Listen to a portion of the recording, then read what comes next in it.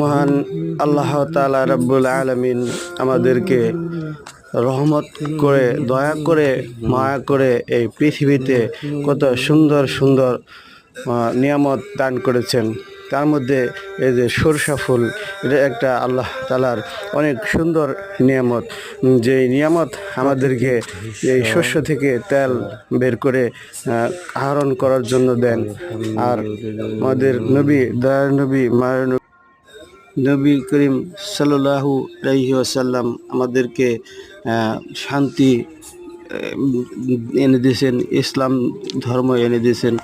যেমন rail line ছাড়া rail চলতে পারে না, ইসলাম ছাড়া এরকম দুনিয়া চলতে পারে না। ইসলাম মানেই শান্তি, ইসলাম মানেই সুন্দর, সুশৃঙ্খল, একতাবদ্ধ থাকা।